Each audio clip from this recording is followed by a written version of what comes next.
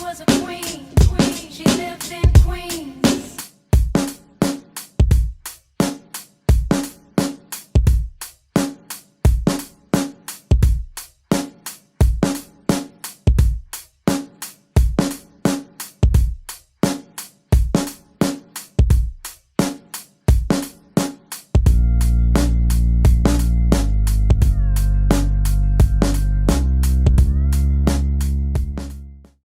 Hi, my lovelies. Hope you guys are all having a good Saturday. So I'm going to jump right into this review of Ready to Love Season 4, Episode 4.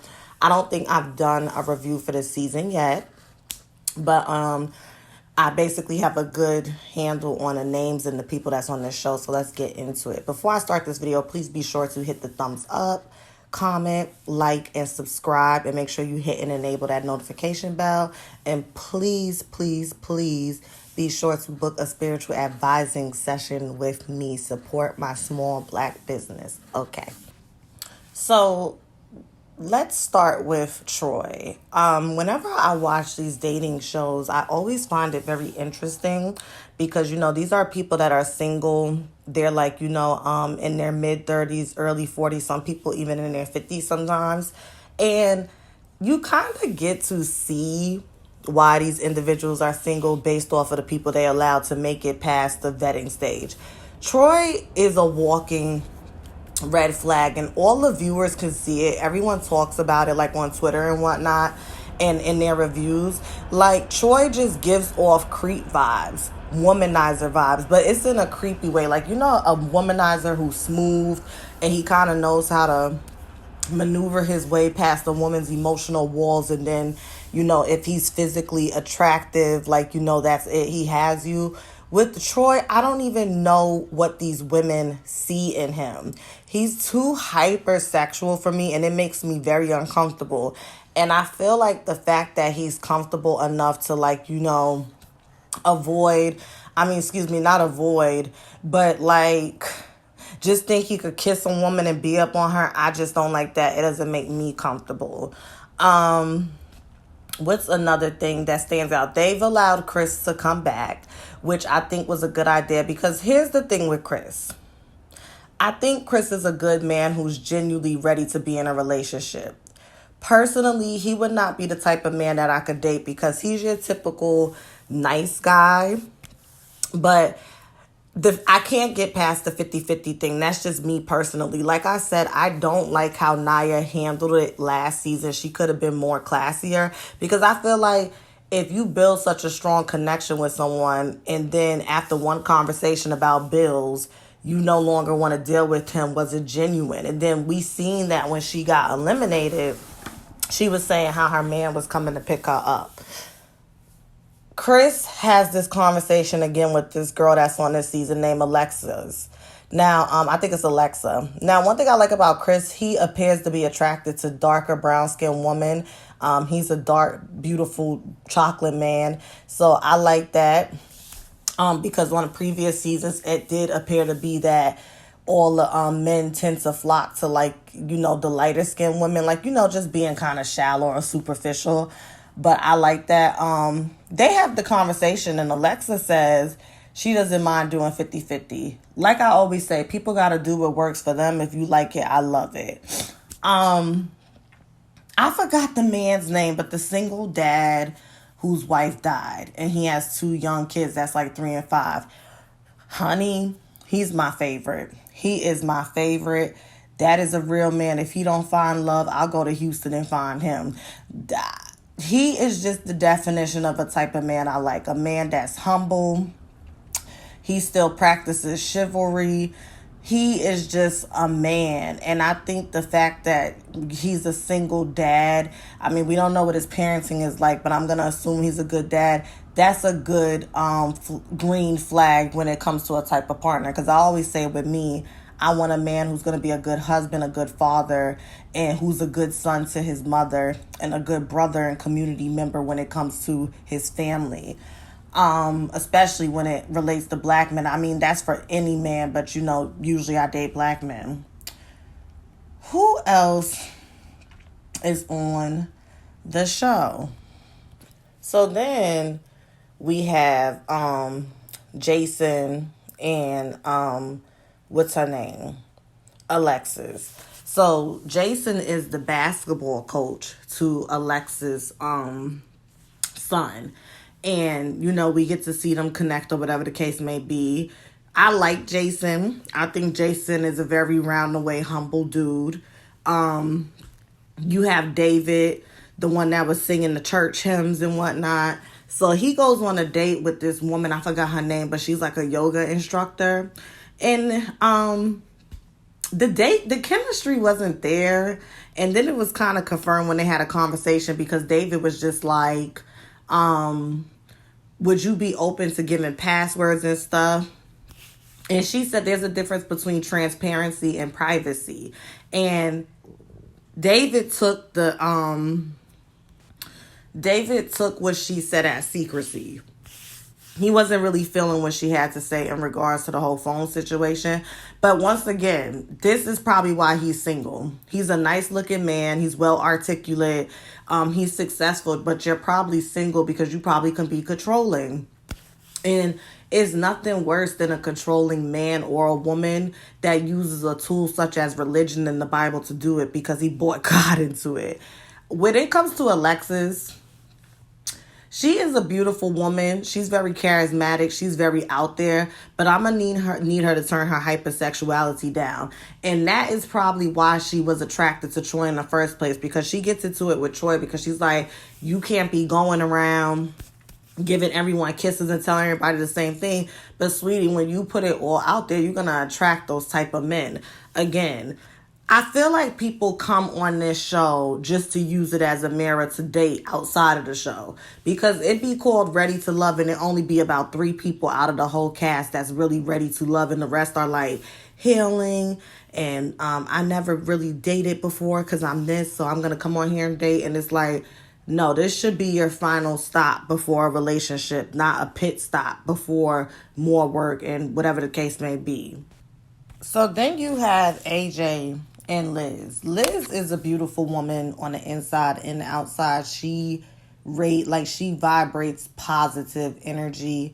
And AJ is cool, but Liz is abstinent. She wants to share her temple on a sexual level with somebody who she's going to be in unison with, in marriage with.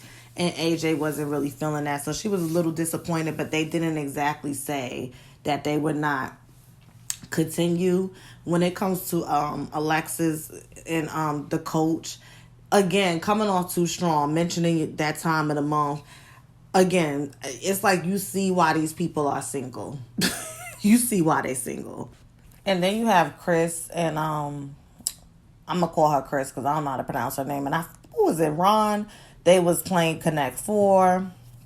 They was playing Jenga. At first, I'm like, okay, are y'all going to talk? Like, it seemed like a boring date, but then they really started getting into, like, what they need from their significant others. And God bless that man, because he said basically Chris needs a man who's, she's more on the traditional side. She needs a man who's going to handle a great percentage of the financial responsibilities and lead the household. And I could do that. Like, we were connected. And then he said, like, I need you. I probably need you more than you need me. Like, I need a woman who wants to be here with me to the point where she just naturally wants to do for me and pour into me the way I pour into her. And it's not just surface level, like, okay, we live in the same house. I pay the bills. I protect you, or whatever the case may be. I look the part, but there's no emotions there. It's loveless. It's just very like, So that was beautiful. So Liz has a date with David. Now, I kind of knew these two would hit it off because they both, are very much so into their faith. And they did. They had very good chemistry. I think something's off with David. He's been married twice. His first marriage was in his early 20s. That's a given. It fell through. Sorry. His second marriage, he said this woman walked out on him. I need these ladies to go deeper with David and really get into the history behind his failed relationships, because when he did that, I just don't want to get hurt. I just want somebody to see me. I don't know, something that is, I'm just unsettled with him. Like, he may be a professional narcissist or something, someone who knows how to play victim, and it's never me, it's them. So if I was Liz, I would be very careful with him. So they get to the deliberation. I feel like when it comes to Alexa, it's like she's not here for TV. She's really here for love, because I noticed they don't give her a lot of camera time. The only person that she's been on a serious date with is Chris. And she just has like a very, maybe because her personality is a little bland, so maybe it's like, it's a reality show. Even though you're supposed to show people in their natural element, you still gonna take the person that's more charismatic. But she likes Chris. Liz is smitten by David. Like she said, I'm a church girl, he's a church boy. The fact that she wants to practice abstinence, David would probably be more likely to, be up with that. Homegirl who went over to Joelle Noel, the one from New Orleans. She is so smitten by him. I'm not mad at her at all. God, whenever you ready. And Troy is full of ish. The ladies come to see that he's full of ish. Okay, honey, so it gets hot as fish grease because Liz, no, not Liz, whatever her name is, I don't know why I keep forgetting her name. She's kind of unforgettable. The one that did the yoga date with David spills the tea that he wants social media passwords, the phone password, bank account information, and she feels like that has to do with his trust issues. Now, that's my initial thought. But when because Liz was sitting near the camera, they so shady, they had the camera on Liz the whole time. She was talking. In her confessional, she said, I'm not swayed because that was my upbringing. When you're married, you share everything, so you don't have a problem with that. And David said that in his confessional too. So maybe this is a Christian thing.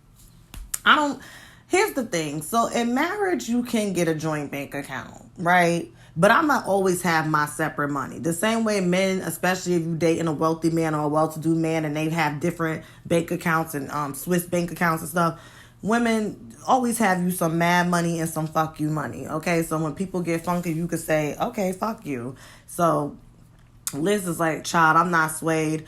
AJ was kind of in the hot seat because, Liz is like, okay, he's not really down with me being abstinent. And then I think it was Chris who said she's not feeling AJ as well too. So Alexa meets Alexis. I get them confused. Is it like an Alexa and then there's an Alexis? Because they both dark skinned and pretty and short, so I get them confused. But she meets with David and he clarifies, he kind of clarifies the whole password thing, but I don't know about all that, but he gets to stay. I do think he has trust issues. I feel like Liz doesn't pick up on that as of yet because she may be jaded by her Christian upbringing. But yeah, he gets to stay. Troy leaves. First of all, when homegirl that does the yoga, I still don't know her name. She's so boring to me. When she sits down and talks to him, and she's basically like, yeah, so this is what some of the ladies think, because you're doing this and that. Oh, we bringing that up again. Send his ass home. His ass should have never made it past the first day. Okay, y'all need to practice better discernment. And that was pretty much the episode. My name is Queen Lovely. Thank you so much for listening to this review. If you like what you hear and you want to hear more content like this, be sure to subscribe, hit that thumbs up, and comment below and let me know what you think of this episode and who are your favorite people on the show thus far. Have a good day. Bye.